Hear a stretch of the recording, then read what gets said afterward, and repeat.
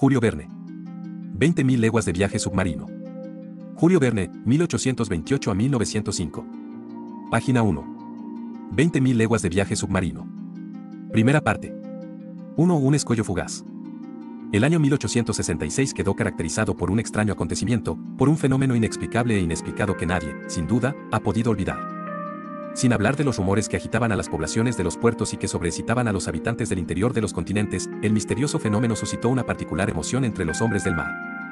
Negociantes, armadores, capitanes de barco, skippers y masters de Europa y de América, oficiales de la Marina de Guerra de todos los países y, tras ellos, los gobiernos de los diferentes estados de los dos continentes manifestaron la mayor preocupación por el hecho. Desde hacía algún tiempo, en efecto, varios barcos se habían encontrado en sus derroteros con una cosa enorme, con un objeto largo, fusiforme, fosforescente en ocasiones, infinitamente más grande y rápido que una ballena. Los hechos relativos a estas apariciones, consignados en los diferentes libros de a bordo, coincidían con bastante exactitud en lo referente a la estructura del objeto o del ser en cuestión, a la excepcional velocidad de sus movimientos, a la sorprendente potencia de su locomoción y a la particular vitalidad de que parecía dotado. De tratarse de un cetáceo, superaba en volumen a todos cuantos especímenes de este género había clasificado la ciencia hasta entonces. Ni Cuvier, ni Lacépède, ni Dumeril ni Quatrefages hubieran admitido la existencia de tal monstruo, a menos de haberlo visto por sus propios ojos de sabios. El promedio de las observaciones efectuadas en diferentes circunstancias, una vez descartadas tanto las tímidas evaluaciones que asignaban a ese objeto una longitud de 200 pies, como las muy exageradas que le imputaban una anchura de 1 milla y una longitud de 3, permitía afirmar que ese ser fenomenal, de ser cierta su existencia, superaba con exceso todas las dimensiones admitidas hasta entonces por los ictiólogos. Pero existía, innegable era ya el hecho en sí mismo. Y, dada esa inclinación a lo maravilloso que existe en el hombre, se comprende la emoción producida por esa sobrenatural aparición. Preciso era renunciar a la tentación de remitirla al reino de las fábulas. Efectivamente, el 20 de julio de 1866, el vapor Governor Higginson, de la Calcutta and Burnach Steam Navigation Company, había encontrado esa masa móvil a 5 millas al este de las costas de Australia. El capitán Baker creyó, al pronto, hallarse en presencia de un escollo desconocido, y se disponía a determinar su exacta situación cuando pudo ver 2 columnas de agua, proyectadas por el inexplicable objeto, elevarse silbando por el aire hasta 150 pies. Forzoso era, pues, concluir que, de no estar el escollo sometido a las expansiones intermitentes de un geyser, el Governor Higginson había encontrado un mamífero acuático, desconocido hasta entonces, que expulsaba por sus espiráculos columnas de agua, mezcladas con aire y vapor. Se observó igualmente tal hecho el 23 de julio del mismo año, en aguas del Pacífico, por el Cristóbal Colón, de la West Indian Pacific Steam Navigation Company. Por consiguiente, el extraordinario cetáceo podía trasladarse de un lugar a otro con una velocidad sorprendente, puesto que, a 3 días de intervalo tan solo. El Governor Higginson y el Cristóbal Colón lo habían observado en 2 puntos del mapa separados por una distancia de más de 700 leguas marítimas uno. 15 días más tarde, a 2.000 leguas de allí, el Helvetia, de la Compagnie Nationale, y el Shannon, de la Royal Mail, navegando en sentido opuesto por la zona del Atlántico comprendida entre Europa y Estados Unidos, se señalaron mutuamente al monstruo a 420-15 de latitud norte y 635 de longitud al oeste del meridiano de Greenwich. En esa observación simultánea se creyó poder evaluar la longitud mínima del mamífero en más de 350 pies ingleses 2, dado que el Shannon y el Helvetia eran de dimensiones inferiores, aun cuando ambos midieran 100 metros del tajamar al codaste. Ahora bien, las ballenas más grandes, las que frecuentan los parajes de las Islas Aleutinas, la Culammac y la Umbullic, no sobrepasan los 56 metros de longitud, si es que llegan a alcanzar tal dimensión. Estos sucesivos informes, nuevas observaciones efectuadas a bordo del transatlántico Le Pereire, un abordaje entre el monstruo y el Etna, de la línea Iceman, un acta levantada por los oficiales de la fragata francesa La Normandie, un estudio muy serio hecho por el Estado Mayor del Comodoro Fitzjames a bordo del Lord Clyde, causaron una profunda sensación en la opinión pública. En los países de humor ligero se tomó a broma el fenómeno, pero en los países graves y prácticos, en Inglaterra, en América, en Alemania, causó una viva preocupación. En todas partes, en las grandes ciudades, el monstruo se puso de moda. Fue tema de canciones en los cafés, de broma en los periódicos y de representación en los teatros. La prensa halló en él la ocasión de practicar el ingenio y el sensacionalismo. En sus páginas, pobres de noticias, se vio reaparecer a todos los seres imaginarios y gigantescos, desde la ballena blanca, la terrible Moby Dick de las regiones hiperbóreas, hasta el desmesurado kraken, cuyos tentáculos pueden abrazar un buque de 500 toneladas y llevárselo a los abismos del océano.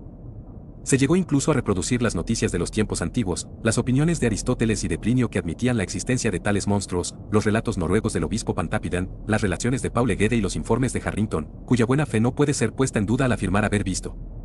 Hallándose a bordo del Castillan, en 1857, la enorme serpiente que hasta entonces no había frecuentado otros mares que los del antiguo Constitucional. Todo esto dio origen a la interminable polémica entre los crédulos y los incrédulos, en las sociedades y en las publicaciones científicas. La cuestión del monstruo inflamó los ánimos.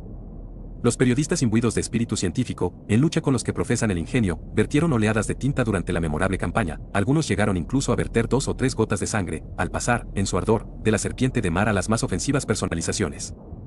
Durante 6 meses la guerra prosiguió con lances diversos. A los artículos de fondo del Instituto Geográfico del Brasil, de la Academia Real de Ciencias de Berlín, de la Asociación Británica, del Instituto Smithsoniano de Washington, a los debates del The Indian Archipelago, del Cosmos del Abate Moigno y del Mite y Lungen de Petermann, y a las crónicas científicas de las grandes publicaciones de Francia y otros países replicaba la prensa vulgar con alardes de un ingenio inagotable. Sus inspirados redactores, parodiando una frase de Linneo que citaban los adversarios del monstruo, mantuvieron, en efecto, que la naturaleza no engendra tontos, y conjuraron a sus contemporáneos a no infligir un mentiz a la naturaleza y, consecuentemente, a rechazar la existencia de los kraken, de las serpientes de mar, de las Moby Dick y otras lucubraciones de marineros delirantes. Por último, en un artículo de un temido periódico satírico, el más popular de sus redactores, haciendo acopio de todos los elementos, se precipitó, como Hipólito, contra el monstruo, le asestó un golpe definitivo y acabó con él en medio de una carcajada universal. El ingenio había vencido a la ciencia. La cuestión parecía ya enterrada durante los primeros meses del año de 1867, sin aparentes posibilidades de resucitar, cuando nuevos hechos llegaron al conocimiento del público.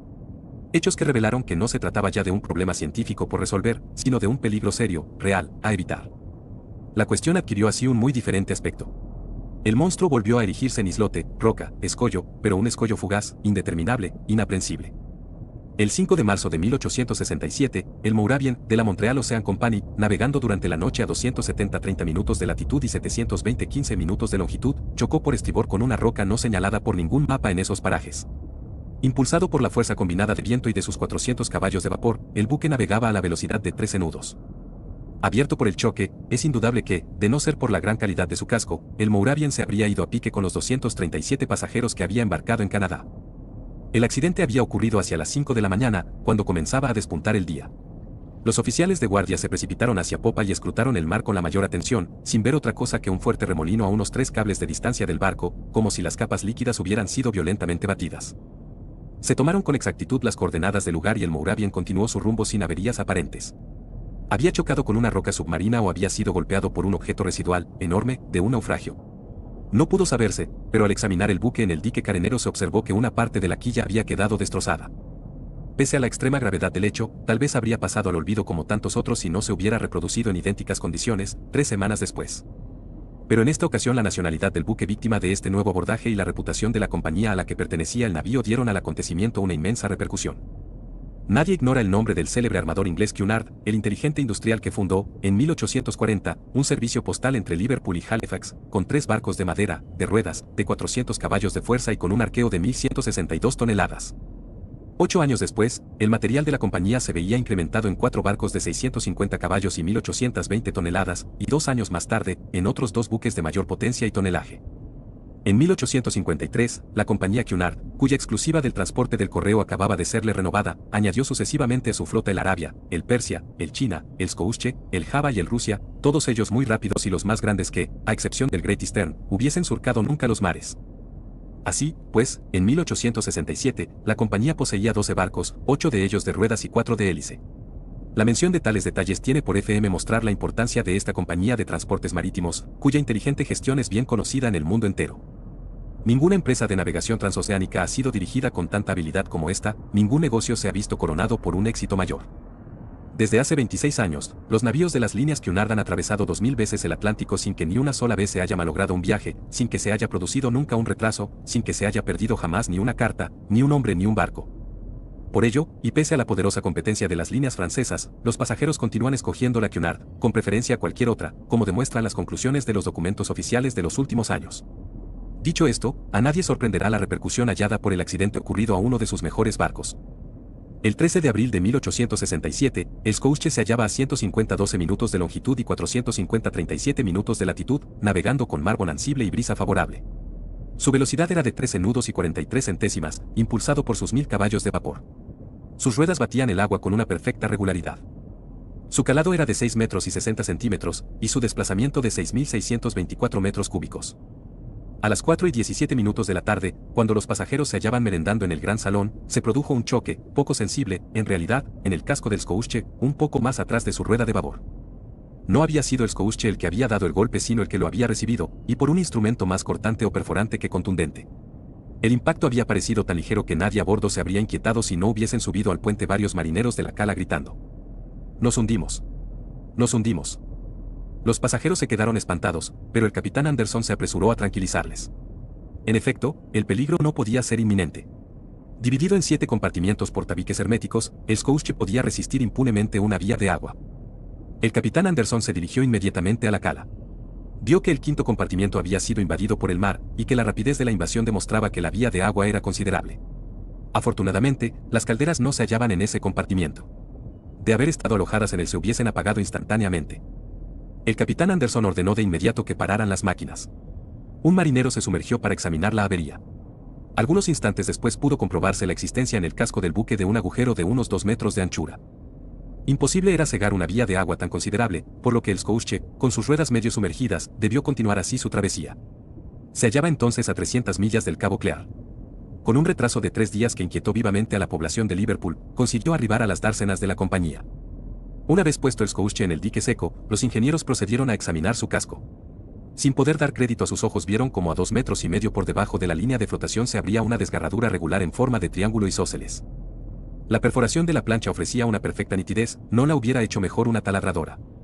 Evidente era, pues, que el instrumento perforador que la había producido debía ser de un temple poco común, y que tras haber sido lanzado con una fuerza prodigiosa, como lo atestiguaba la horadación de una plancha de 4 centímetros de espesor, había debido retirarse por sí mismo mediante un movimiento de retracción verdaderamente inexplicable. Tal fue este último hecho, que tuvo por resultado el de apasionar nuevamente a la opinión pública. Desde ese momento, en efecto, todos los accidentes marítimos sin causa conocida se atribuyeron al monstruo. El fantástico animal cargó con la responsabilidad de todos esos naufragios, cuyo número es desgraciadamente considerable, ya que de los 3.000 barcos cuya pérdida se registra anualmente en el Buró Veritas, la cifra de navíos de vapor o de vela que se dan por perdidos ante la ausencia de toda noticia asciende a no menos de 200. Justa o injustamente se acusó al monstruo de tales desapariciones. Al revelarse así cada día más peligrosas las comunicaciones entre los diversos continentes, la opinión pública se pronunció pidiendo enérgicamente que se desembarazaran los mares, de una vez y a cualquier precio, del formidable cetáceo. 2. Los pros y los contras. En la época en que se produjeron estos acontecimientos me hallaba yo de regreso de una exploración científica emprendida en las malas tierras de Nebraska, en los Estados Unidos. En mi calidad de profesor suplente del Museo de Historia Natural de París, el gobierno francés me había delegado a esa expedición. Tras haber pasado 6 meses en Nebraska, llegué a Nueva York, cargado de preciosas colecciones, hacia finales de marzo. Mi regreso a Francia estaba fijado para los primeros días de mayo. En espera del momento de partir, me ocupaba en clasificar mis riquezas mineralógicas, botánicas y zoológicas. Fue entonces cuando se produjo el incidente del Scousche. Estaba yo perfectamente al corriente de la cuestión que dominaba la actualidad. ¿Cómo podría no estarlo? Había leído y releído todos los diarios americanos y europeos, pero en vano. El misterio me intrigaba. En la imposibilidad de formarme una opinión, oscilaba de un extremo a otro. Que algo había, era indudable, y a los incrédulos se les invitaba a poner el dedo en la llaga del Scousche. A mi llegada a Nueva York, el problema estaba más candente que nunca. La hipótesis del islote flotante, del escollo inaprensible, sostenida por algunas personas poco competentes, había quedado abandonada ya. Porque, en efecto, ¿cómo hubiera podido un escollo desplazarse con tan prodigiosa rapidez sin una máquina en su interior? Esa rapidez en sus desplazamientos es lo que hizo asimismo rechazar la existencia de un casco flotante, del enorme resto de un naufragio. Quedaban, pues, tan solo 2 soluciones posibles al problema, soluciones que congregaban a 2 bandos bien diferenciados, de una parte, los que creían en un monstruo de una fuerza colosal, y de otra, los que se pronunciaban por un barco submarino de una gran potencia motriz. Ahora bien, esta última hipótesis, admisible después de todo, no pudo resistir a las investigaciones efectuadas en los 2 mundos. Era poco probable que un simple particular tuviera a su disposición un ingenio mecánico de esa naturaleza. ¿Dónde y cuándo hubiera podido construirlo, y cómo hubiera podido mantener en secreto su construcción? Únicamente un gobierno podía poseer una máquina destructiva semejante. En estos desastrosos tiempos en los que el hombre se esfuerza por aumentar la potencia de las armas de guerra es posible que un Estado trate de construir en secreto un arma semejante. Después de los fusiles, chasepot, los torpedos, después de los torpedos, los arietes submarinos, después de estos. La reacción. Al menos, así puede esperarse. Pero hubo de abandonarse también la hipótesis de una máquina de guerra, ante las declaraciones de los gobiernos. Tratándose de una cuestión de interés público, puesto que afectaba a las comunicaciones transoceánicas, la sinceridad de los gobiernos no podía ser puesta en duda. Además, ¿cómo podía admitirse que la construcción de ese barco submarino hubiera escapado a los ojos del público? Guardar el secreto en una cuestión semejante es muy difícil para un particular, y ciertamente imposible para un Estado cuyas acciones son obstinadamente vigiladas por las potencias rivales. tras las investigaciones efectuadas en Inglaterra, en Francia, en Rusia, en Prusia, en España, en Italia, en América e incluso en Turquía, hubo de rechazarse definitivamente la hipótesis de un monitor submarino. Ello sacó nuevamente a flote al monstruo, pese a las incesantes burlas con que lo acribillaba la prensa, y, por ese camino, las imaginaciones calenturientas se dejaron invadir por las más absurdas fantasmagorías de una fantástica ictiología. A mi llegada a Nueva York, varias personas me habían hecho el honor de consultarme sobre el fenómeno en cuestión. Había publicado yo en Francia una obra, en 4 y en 2 tomos, titulada Los misterios de los grandes fondos submarinos, que había hallado una excelente acogida en el mundo científico. Ese libro hacía de mí un especialista en ese dominio, bastante oscuro, de la historia natural. Solicitada mi opinión, me encerré en una absoluta negativa mientras pude rechazar la realidad del hecho. Pero pronto, acorralado, me vi obligado a explicarme categóricamente. El honorable Pierre Aronnax, profesor del Museo de París, fue conminado por el New York Herald a formular una opinión. Hube de avenirme a ello. No pudiendo ya callar por más tiempo, hablé. Analicé la cuestión desde todos los puntos de vista, políticamente y científicamente. Del muy denso artículo que publiqué en el número del 30 de abril, doy a continuación un extracto. Así pues, decía yo, tras haber examinado una por una las diversas hipótesis posibles y rechazado cualquier otra suposición, necesario es admitir la existencia de un animal marino de una extraordinaria potencia. Las grandes profundidades del océano no son totalmente desconocidas. La sonda no ha podido alcanzarlas. ¿Qué hay en esos lejanos abismos? ¿Qué seres los habitan? ¿Qué seres pueden vivir a 12 o 15 millas por debajo de la superficie de las aguas? ¿Cómo son los organismos de esos animales? Apenas puede conjeturarse. La solución del problema que me ha sido sometido puede revestir la forma del dilema. O bien conocemos todas las variedades de seres que pueblan nuestro planeta o bien no las conocemos. Si no las conocemos todas, si la naturaleza tiene aún secretos para nosotros en ictiología, nada más aceptable que admitir la existencia de peces o de cetáceos, de especies o incluso de géneros nuevos, de una organización esencialmente adaptada a los grandes fondos, que habitan las capas inaccesibles a la sonda. Y a los que un acontecimiento cualquiera, una fantasía, un capricho si se quiere, les lleva a largos intervalos al nivel superior del océano. Si, por el contrario, conocemos todas las especies vivas, habrá que buscar necesariamente al animal en cuestión entre los seres marinos ya catalogados, y en este caso yo me indignaría a admitir la existencia de un narval gigantesco. El narval vulgar o unicornio marino alcanza a menudo una longitud de 60 pies. Quintuplíquese, decuplíquese esa dimensión, otórguese a ese cetáceo una fuerza proporcional a su tamaño, auméntense sus armas ofensivas y se obtendrá el animal deseado, el que reunirá las proporciones estimadas por los oficiales del SANO. El instrumento exigido por la perforación del Scousche y la potencia necesaria para cortar el casco de un vapor. En efecto, el narval está armado de una especie de espada de marfil, de una alabarda, según la expresión de algunos naturalistas. Se trata de un diente que tiene la dureza del acero. Se han hallado algunos de estos dientes clavados en el cuerpo de las ballenas a las que el narval ataca siempre con eficacia. Otros han sido arrancados, no sin esfuerzo, de los cascos de los buques, atravesados de parte a parte, como una barrena orada a un tonel. El Museo de la Facultad de Medicina de París posee una de estas defensas que mide 2 metros 25 centímetros de longitud y 48 centímetros de anchura en la base. Pues bien, supóngase esa arma 10 veces más fuerte, y el animal, 10 veces más potente, láncesele con una velocidad de 20 millas por hora, multiplíquese su masa por su velocidad y se obtendrá un choque capaz de producir la catástrofe requerida. En consecuencia, y hasta disponer de más amplias informaciones, yo me inclino por un unicornio marino de dimensiones colosales, armado no ya de una alabarda, sino de un verdadero espolón como las fragatas acorazadas o los rams de guerra, de los que parece tener a la vez la masa y la potencia motriz. Así podría explicarse este fenómeno inexplicable, a menos que no haya nada, a pesar de lo que se ha entrevisto, visto, sentido y notado, lo que también es posible. Estas últimas palabras eran una cobardía por mi parte, pero yo debía cubrir hasta cierto punto mi dignidad de profesor y protegerme del ridículo evitando hacer reír a los americanos, que cuando ríen lo hacen con ganas. Con esas palabras me creaba una escapatoria, pero, en el fondo, yo admitía la existencia del monstruo. Las calurosas polémicas suscitadas por mi artículo le dieron una gran repercusión. Mis tesis congregaron un buen número de partidarios, lo que se explica por el hecho de que la solución que proponía dejaba libre curso a la imaginación. El espíritu humano es muy proclive a las grandiosas concepciones de seres sobrenaturales. Y el mar es precisamente su mejor vehículo, el único medio en el que pueden producirse y desarrollarse esos gigantes, ante los cuales los mayores de los animales terrestres, elefantes o rinocerontes, no son más que unos enanos. Las masas líquidas transportan las mayores especies conocidas de los mamíferos, y quizá ocultan moluscos de tamaños incomparables y crustáceos terroríficos, como podrían ser langostas de 100 metros o cangrejos de 200 toneladas. ¿Por qué no? Antiguamente, los animales terrestres, contemporáneos de las épocas geológicas, los cuadrúpedos, los cuadrúmanos, los reptes, los pájaros, alcanzaban unas proporciones gigantescas. El Creador los había lanzado a un molde colosal que el tiempo ha ido reduciendo poco a poco. Porque el mar, en sus ignoradas profundidades, no habría podido conservar esas grandes muestras de la vida de otra edad, puesto que no cambia nunca, al contrario que el núcleo terrestre sometido a un cambio incesante. ¿Por qué no podría conservar el mar en su seno las últimas variedades de aquellas especies titánicas, cuyos años son siglos y los siglos milenios? Pero me estoy dejando llevar a fantasmagorías que no me es posible ya sustentar. Basta ya de estas quimeras que el tiempo ha transformado para mí en realidades terribles. Lo repito, la opinión quedó fijada en lo que concierne a la naturaleza del fenómeno y el público admitió sin más discusión la existencia de un ser prodigioso que no tenía nada en común con las fabulosas serpientes de mar. Pero frente a los que vieron en ello un problema puramente científico por resolver, otros, más positivos, sobre todo en América y en Inglaterra, se preocuparon de purgar al océano del temible monstruo, a fin de asegurar las comunicaciones marítimas.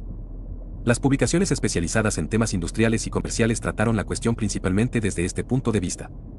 Las Shipping and Mercantile Gazette, el Lloyd, el Paquebot, la Review Maritime et Coloniale, todas las publicaciones periódicas en las que estaban representados los intereses de las compañías de seguros, que amenazaban ya con la elevación de las tarifas de sus pólizas, coincidieron en ese punto. Habiéndose pronunciado ya la opinión pública, fueron los estados de la Unión los primeros en decidirse a tomar medidas prácticas. En Nueva York se hicieron preparativos para emprender una expedición en persecución del narval.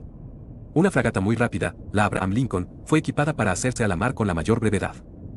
Se abrieron los arsenales al comandante Farragut, quien aceleró el armamento de su fragata. Pero como suele ocurrir, bastó que se hubiera tomado la decisión de perseguir al monstruo para que éste no reapareciera más. Nadie volvió a oír hablar de él durante 2 meses. Ningún barco se lo encontró en su derrotero. Se hubiera dicho que el unicornio conocía la conspiración que se estaba tramando contra él, se había hablado tanto de él y hasta por el cable transatlántico. Los bromistas pretendían que el astuto monstruo había interceptado al paso algún telegrama a él referido y que obraba en consecuencia. En tales circunstancias, no se sabía a dónde dirigir la fragata, armada para una larga campaña y provista de formidables aparejos de pesca. La impaciencia iba en aumento cuando, el 3 de julio, se notificó que un vapor de la línea de San Francisco a Shanghái había vuelto a ver al animal 3 semanas antes, en los mares septentrionales del Pacífico. Grande fue la emoción causada por la noticia. No se concedieron ni 24 horas de plazo al comandante Farragut. Sus víveres estaban a bordo. Sus pañoles desbordaban de carbón. La tripulación contratada estaba al completo. No había más que encender los fuegos, calentar y zarpar. No se le habría perdonado una media jornada de retraso. El comandante Farragut no deseaba otra cosa que partir.